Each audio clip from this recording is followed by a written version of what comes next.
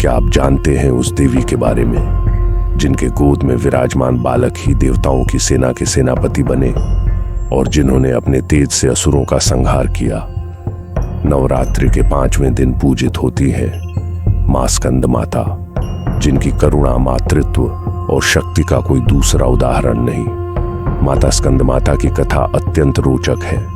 कहा जाता है कि जब माता सती ने अपने पिता दक्ष के यज्ञ में आत्मदाह कर लिया तो भगवान शिव संसार से विरक्त होकर कठोर तपस्या में लीन हो गए। इसी बीच असुर तर्कासुर ने ब्रह्मा जी को प्रसन्न कर वरदान प्राप्त किया कि केवल भगवान शिव का पुत्र ही उसका वध कर सकता है।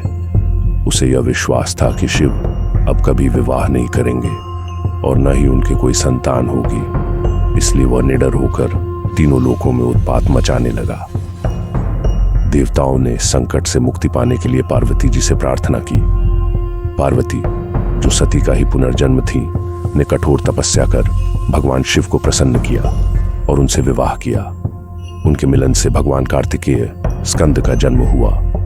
स्कंद का पालन पोषण कृत्तिकाओं ने किया और वे बड़े होकर देवताओं की सेना के सेनापति बने। जब स्कंद ने युवावस्था प्राप्त की तो उन्होंने उस दैत्य तर्कासुर का वध किया जिसने देवताओं और ऋषियों को त्रस्त कर रखा था। इस प्रकार संसार को उसके आतंक से मुक्त कराया। इसी कारण मां पार्वती को स्कंद माता कहा गया, अर्थात स्कंद की माता। उनका स्वरूप अद्भुत है। 4 भुजाएं, 2 में कमल के पुष्प, 1 में बालक स्कंद को गोद में लिए और एक हाथ से भक्तों को आशीर्वाद देती हुई। उनका वाहन है सिंह और वे कमल के आसन पर विराजमान होती हैं। एक ओर मां की ममता, दूसरी ओर सिंह पर आरूढ़ शक्ति का पराक्रम। यही है मां स्कंद माता। जो भी सच्चे मन से मां स्कंद माता की पूजा करता है उसे न केवल माता का आशीर्वाद मिलता है बल्कि भगवान स्कंद की भी कृपा प्राप्त होती है। वह जीवन में ज्ञान, बल, साहस और विजय का अधिकारी बनता है।